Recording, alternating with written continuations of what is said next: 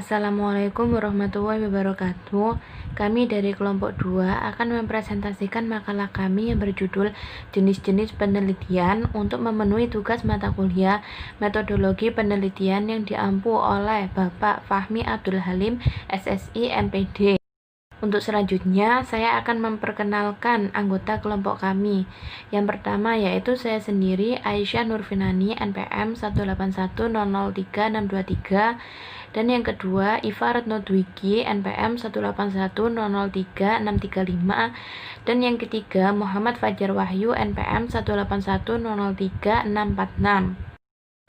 Selanjutnya, isi dari presentasi yang akan kami lakukan yaitu yang pertama, tentang definisi penelitian, yang kedua, tentang jenis-jenis penelitian, dan yang ketiga, kesimpulan.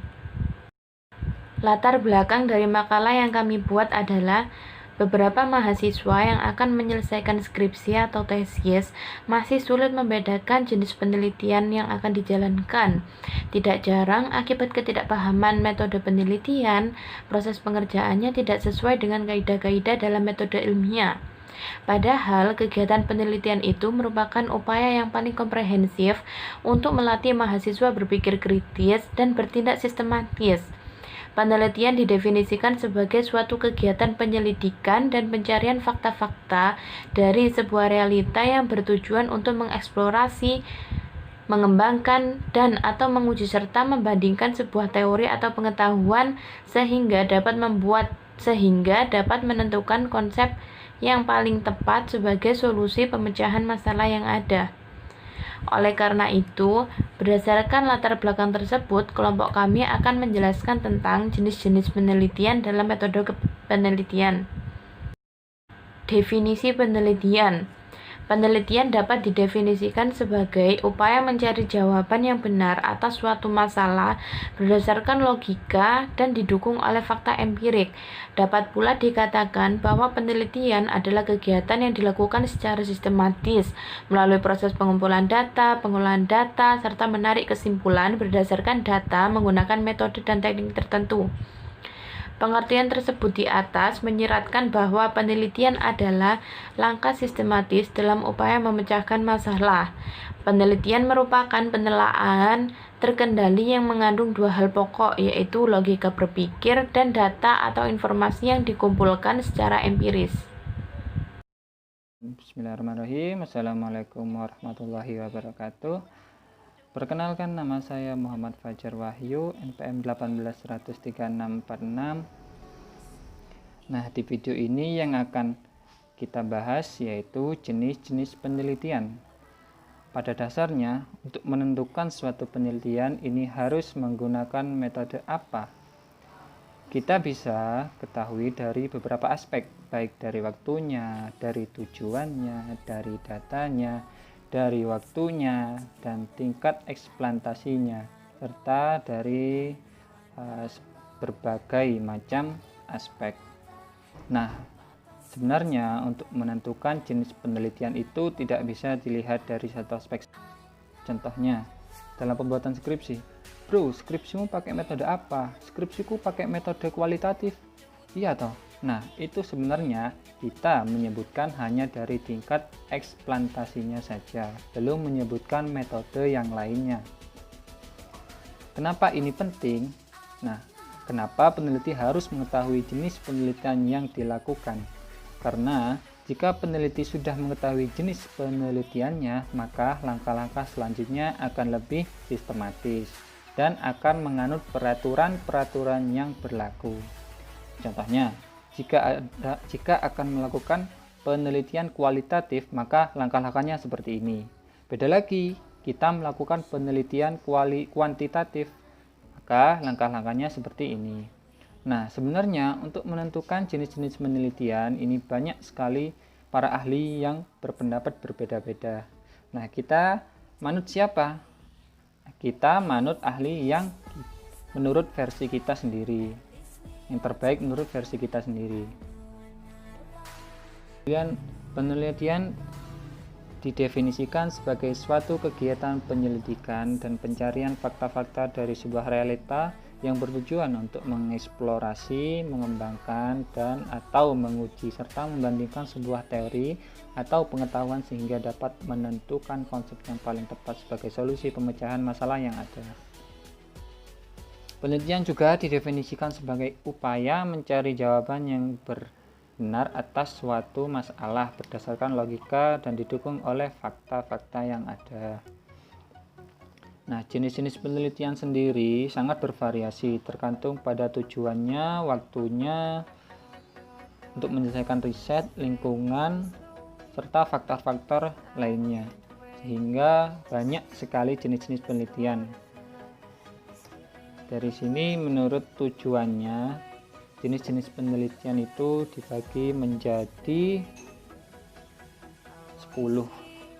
Yang pertama penelitian deskriptif, kedua analitik, yang ketiga prediktif, keempat aplikatif, fundamental, konseptual, empiris, historis, conclusion oriented research, dan yang terakhir decision oriented research.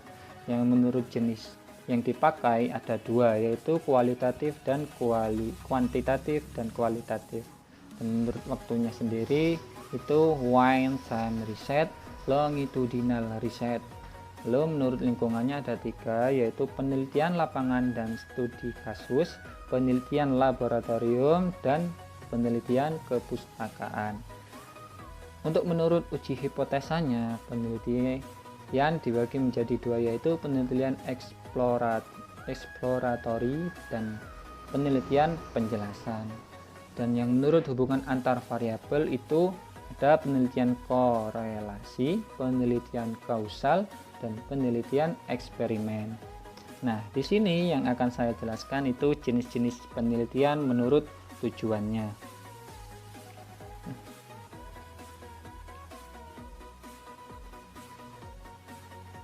Jenis-jenis penelitian menurut tujuannya yang terdiri dari beberapa metode penelitian yang tadi.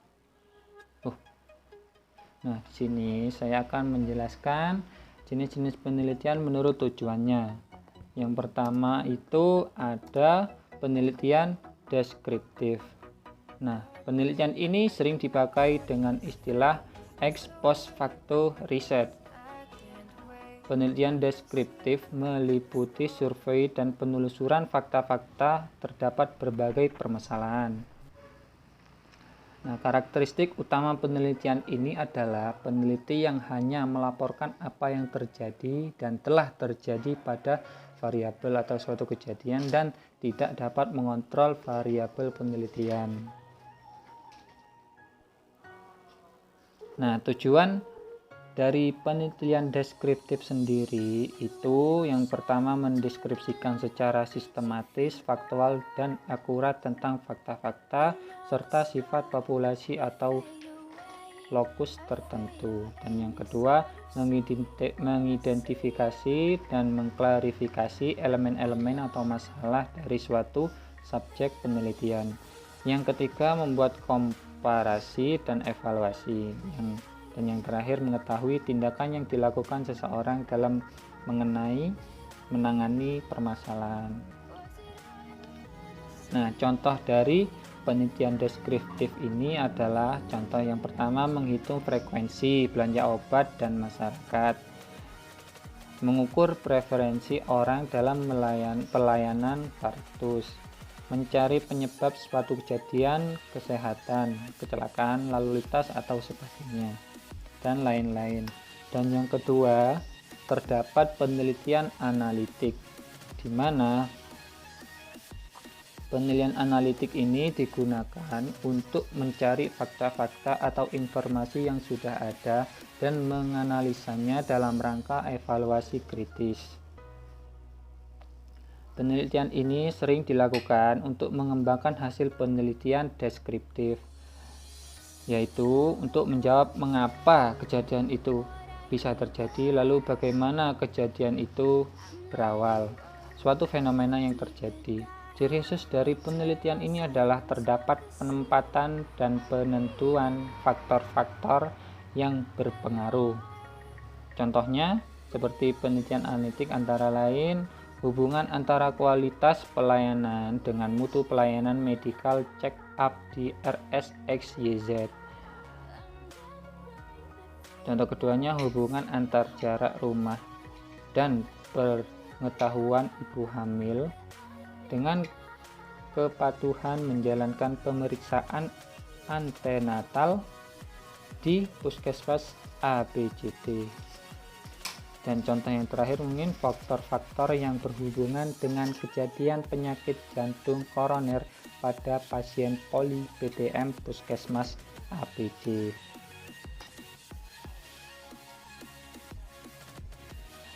Untuk yang nomor 3 terdapat penelitian prediktif. Nah, penelitian ini memiliki tujuan memperkirakan kemungkinan-kemungkinan yang akan terjadi pada suatu objek di masa yang akan datang. Pemikiran-pemikiran tersebut berdasarkan analisis mendalam terhadap penyebab dan efek ditimbulkannya. Nah, contoh penelitian prediktif ini yang pertama meramalkan tingkat permintaan obat antibiotik dari instalasi farmasi. Jadi, perkiraan penjualan serta pemasukan dalam penjualan obat antibiotik di instalasi farmasi itu kedepannya seperti apa. Nanti penelitian prediktif ini yang akan digunakan. Dan yang kedua, memprediksi antrian pelayanan BPJS Kesehatan di loket pendaftaran dan lain sebagainya. Untuk yang nomor 4 yaitu penelitian aplikatif. Penelitian ini juga penelitian terapan, bisa disebut juga dengan penelitian terapan atau penelitian tindakan, dan memiliki tujuan yaitu menentukan solusi terhadap masalah yang berkembang di masyarakat atau suatu organisasi. Yang kedua, mengembangkan keterampilan atau cara pendekatan baru untuk memecahkan masalah dengan penerapan langsung di dunia kerja atau dunia aktual lainnya. Nah, contoh dari penelitian deskriptif, contoh dari penelitian aplikatif ini antara lain riset yang bertujuan mendapatkan solusi masalah kesehatan, riset untuk mengidentifikasi kecenderungan permasalahan kesehatan yang berpengaruh terhadap pelayanan kesehatan, riset pemanfaatan Yankes, riset evaluasi program kesehatan, dan lain sebagainya. Yang nomor 5 terdapat penelitian konseptual. Penelitian ini berhubungan dengan pemikiran yang bersifat abstrak atau teori. Riset ini biasanya digunakan oleh ahli filosofi dan pemikir untuk mengembangkan konsep baru atau untuk menginterpretasi ulang suatu teori atau pemikiran. Nah, contoh dari penelitian ini adalah studi penyebab penyakit. Dan ciri-ciri penelitian ini, yang pertama dilakukan di belakang meja tulis, tidak melakukan eksperimen, memerlukan ketajaman dalam berpikir karena menggunakan otak sebagai tools penelitiannya.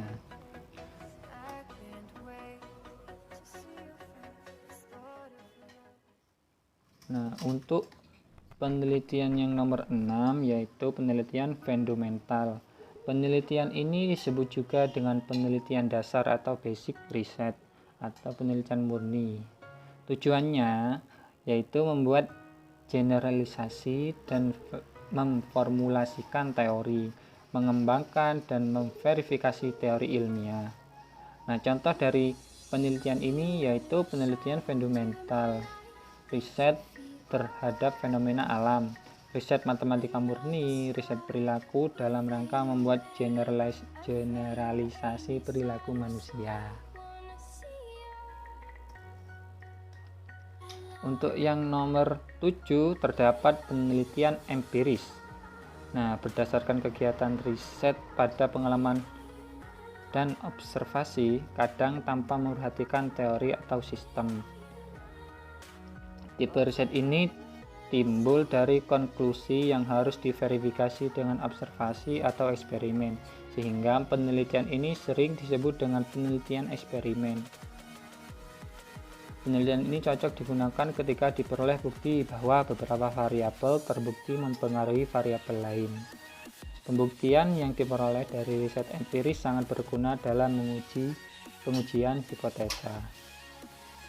Nah, untuk penelitian yang nomor 8 terdapat penelitian historis, di mana penelitian yang menggunakan sumber data bersejarah seperti dokumen, catatan sisa, dan lain sebagainya yang bertujuan untuk mempelajari pemikiran atau kejadian yang telah berlangsung.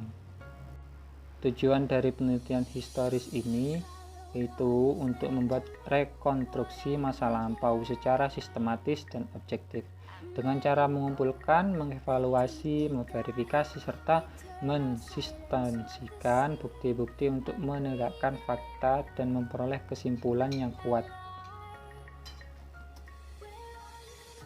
Dan yang nomor 9 terdapat conclusion oriented research, penelitian bebas menentukan masalah, mendesain ulang penyelidikan, dan disiapkan untuk mengkonseptualisasikan apa yang ditemukan oleh peneliti.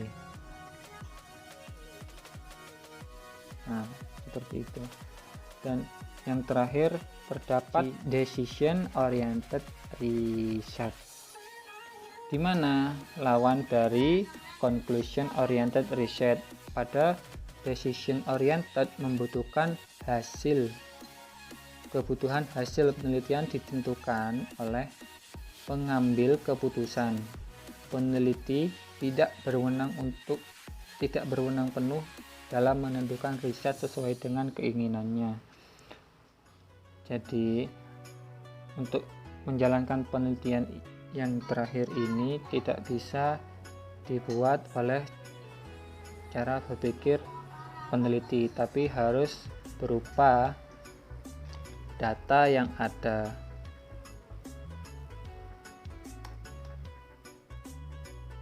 Nah, mungkin demikian video dari saya. Dilanjut ke pemateri yang kedua. Terima kasih telah menonton video dari saya. Enjoy with my video. Assalamualaikum warahmatullahi wabarakatuh. Saya Ifarud Nubuki, NPM 1913635.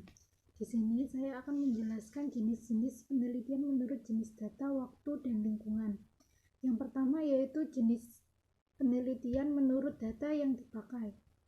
Ada dua jenis penelitian menurut data yang dipakai, yaitu yang pertama penelitian kuantitatif dan penelitian kualitatif. Penelitian kuantitatif yaitu riset yang didasarkan pada pengukuran secara kuantitatif pada berbagai variabel. Karakteristik dari penelitian kuantitatif yaitu antara lain melakukan pengumpulan dan analisis data berupa numerik atau angka. Dan yang kedua, melakukan pengukuran terhadap masalah penelitian yaitu skala, jarak, frekuensi, dan sebagainya. Yang ketiga yaitu lebih sulit dalam penyusunan proposal. Yang keempat, lebih detail dan terstruktur hasilnya.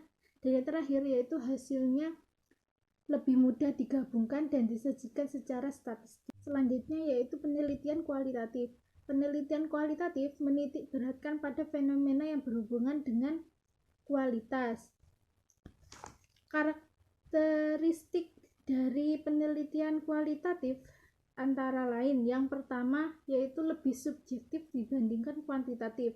Yang kedua, lebih menggambarkan aspek yang tidak terlihat dari permasalahannya, misalnya sikap, nilai-nilai, dan persepsi. Yang ketiga yaitu lebih mudah dalam penyusunan proposal. Dan yang terakhir, hasilnya lebih sulit diinterpretasikan dan memerlukan tantangan tersendiri. Contoh dari penelitian kualitatif antara lain yaitu riset motivasi yang bertujuan menginvestigasi alasan-alasan yang melatar belakangi perilaku manusia dengan wawancara mendalam. Misalnya, kenapa seseorang terkena narkoba. Yang kedua yaitu riset evaluatif terhadap program dan pelayanan kesehatan seperti UKS, UKK, dan sebagainya. Dan yang ketiga yaitu uji hubungan kata, uji kelengkapan kalimat, uji kelengkapan riwayat, riset sikap dan opini seseorang, dan sebagainya. Untuk selanjutnya yaitu jenis penelitian menurut waktu. Ada 2 jenis penelitian menurut waktu. Yang pertama yaitu one time research. One time research ini penelitian yang dibatasi dalam satu periode waktu. Kelebihan dari penelitian ini yaitu biaya penelitian relatif lebih murah, hasilnya didapat lebih cepat, hasil penelitian dapat digunakan untuk bahan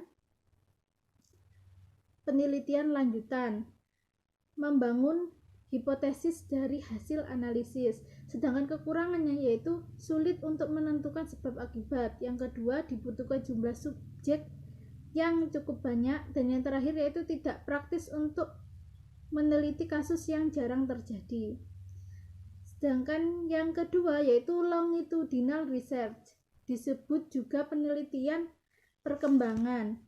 Ciri-cirinya yaitu sebagai berikut. Yang pertama yaitu memusatkan perhatian pada studi mengenai variabel-variabel dan perkembangan variabel tersebut selama beberapa bulan atau tahun. Yang kedua, kesulitan dalam menentukan sampel karena terbatasnya subjek yang bersedia diikuti dalam waktu lama. Yang ketiga yaitu dalam proses generalisasi mengenai pola perkembangan subjek terdapat risiko tercampur aduk perbedaan-perbedaan antar kelompok yang timbul dari proses sampling. Yang keempat yaitu faktor-faktor yang tidak dapat diramalkan mungkin masuk. Hal ini menyebabkan kecenderungan yang didasarkan pada masa lampau menjadi tidak valid. Dan yang terakhir yaitu ramalan untuk jangka yang panjang pada umumnya hanya educate guess, sedangkan ramalan untuk jangka pendek lebih valid. Dan yang ketiga yaitu jenis penelitian menurut lingkungan. Ada 3 jenis penelitian menurut lingkungan. Yang pertama yaitu penelitian lapangan dan studi kasus, penelitian laboratorium, dan penelitian kepustakaan. Penelitian lapangan dan studi kasus ini tujuan penelitian lapangan dan studi kasus adalah mempelajari secara intensif tentang latar belakang keadaan sekarang dan interaksi lingkungan sesuai unit sosial yang ditetapkan seperti individu, kelompok, lembaga, atau masyarakat. Keunggulan dari jenis penelitian ini adalah menghasilkan informasi dan latar belakang untuk penelitian yang lebih besar. Yang kedua, menjelaskan variabel-variabel yang penting serta proses-proses dan interaksi-interaksi yang memerlukan perhatian lebih luas. Yang ketiga, merintis dasar baru dan seringkali merupakan sumber hipotesis untuk penelitian lebih jauh. Yang keempat, yaitu data yang diperoleh memberikan contoh-contoh yang berguna untuk memberi ilustrasi mengenai penemuan-penemuan yang digeneralisasikan dengan statistik. Sedangkan kelemahannya yaitu yang pertama, terdapat sifat terbatas sifat representatifnya karena fokus yang terbatas pada unit yang sedikit jumlahnya. Yang kedua, tidak memungkinkan dilakukan generalisasi kepada populasinya sebelum penelitian lanjutan yang berfokus pada hipotesis-hipotesis tertentu dan menggunakan sampel yang layak selesai dikerjakan. Dan yang terakhir yaitu sangat peka terhadap keberatsebelahan subjektif. Kasusnya sendiri mungkin dipilih atas dasar sifat dramatiknya dan bukan atas dasar sifat khasnya. Yang kedua yaitu penelitian laboratorium. Penelitian laboratorium adalah penelitian yang dilakukan dalam ruang tertutup, di mana kelompok eksperimen dijauhkan dari variabel pengganggu. Hal ini dilakukan karena dapat memenuhi hasil dari pengujian hubungan sebab akibat. Kelebihan dari penelitian ini adalah memudahkan dalam meneliti karena ruangan yang tertutup. Yang kedua, lebih mudah untuk memperoleh validasi data karena hanya memfokuskan pada pengujian yang dimaksud. Kekurangan dari penelitian laboratorium adalah penelitian ini belum tentu bisa berlaku dalam kehidupan sehari-hari. Dan yang terakhir yaitu penelitian kepustakaan. Penelitian ini merupakan jenis penelitian yang ditujukan untuk mengumpulkan data-data dan segala informasi dengan menggunakan berbagai materi yang terdapat dalam ruang perpustakaan. Data tersebut dapat dijadikan fondasi dasar dan alat utama bagi praktik penelitian di lapangan.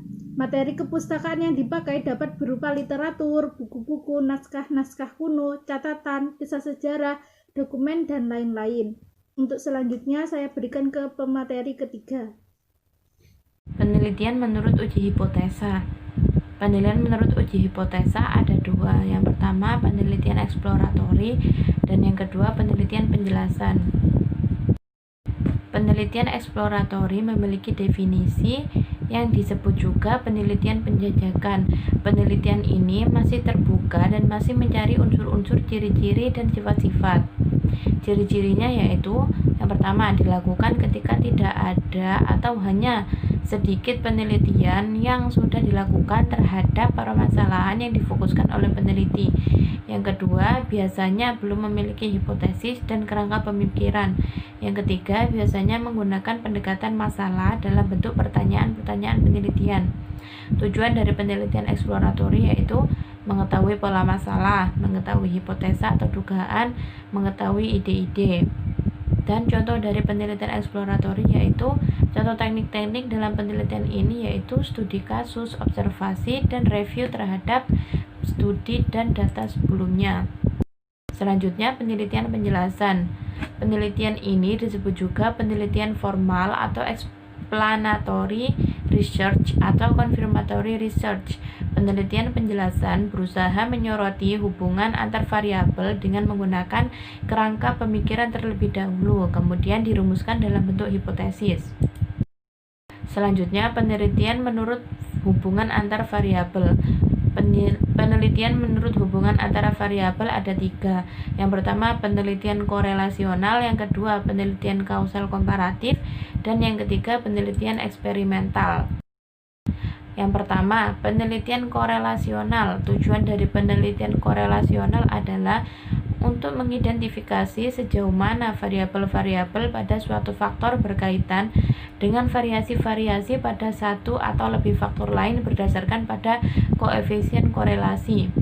Ciri-ciri dari penelitian korelasional antara lain cocok digunakan bila variabel-variabel yang diteliti rumit dan atau tak dapat diteliti dengan metode eksperimental atau tak dapat dimanipulasikan. Yang kedua, memungkinkan pengukuran beberapa variabel dan saling hubungannya secara serentak dalam keadaan realistik. Dan yang ketiga, hasilnya adalah taraf atau tinggi rendahnya saling berhubungan dan bukan ada atau tidak adanya saling hubungan tersebut. Hal ini berbeda dengan pada penelitian eksperimental yang dapat memperoleh hasil mengenai ada atau tidaknya efek tersebut. Selanjutnya, penelitian kausal komparatif. Tujuan dari penelitian kausal komparatif adalah menyelidiki kemungkinan hubungan sebab akibat dengan cara berdasarkan pengamatan terhadap akibat yang ada, mencari kembali faktor yang mungkin menjadi penyebab melalui data. Ciri-ciri penelitian kausal komparatif adalah bersifat ex post facto, artinya data dikumpulkan setelah semua kejadian yang dipersoalkan berlangsung. Peneliti mengambil satu atau lebih akibat sebagai dependent variables dan menguji data itu dengan menelusuri ke masa lampau untuk mencari sebab-sebab saling hubungan dan maknanya. Selanjutnya, penelitian eksperimental. Penelitian eksperimental ada dua. Yang pertama penelitian eksperimental sungguhan dan yang kedua penelitian eksperimental semu. Yang pertama penelitian eksperimental sungguhan.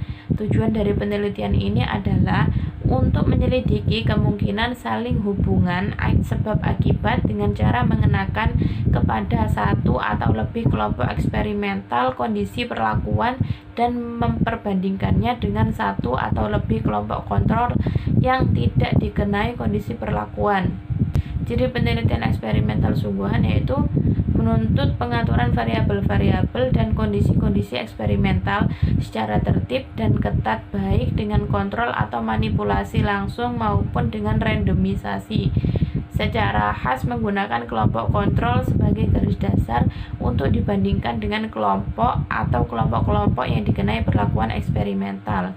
Dalam perancangan eksperimental yang klasik, semua variabel penting diusahakan agar konstan, kecuali variabel perlakuan yang secara sengaja dimanipulasikan atau dibiarkan bervariasi.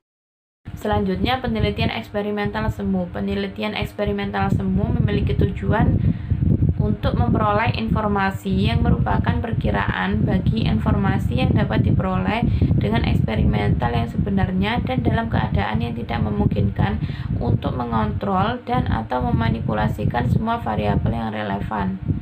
Ciri-ciri dari penelitian ini antara lain tidak mungkin untuk mengontrol semua variabel yang relevan kecuali beberapa dari variabel-variabel tersebut. Perbedaan antara penelitian eksperimental sungguhan dan eksperimental semu adalah tipis, terutama kalau yang dipergunakan sebagai subjek adalah manusia.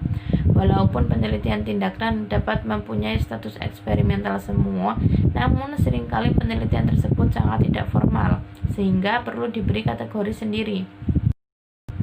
Kesimpulan dari presentasi kami adalah bahwa penelitian dapat didefinisikan sebagai upaya mencari jawaban yang benar atas suatu masalah berdasarkan logika dan didukung oleh fakta empirik.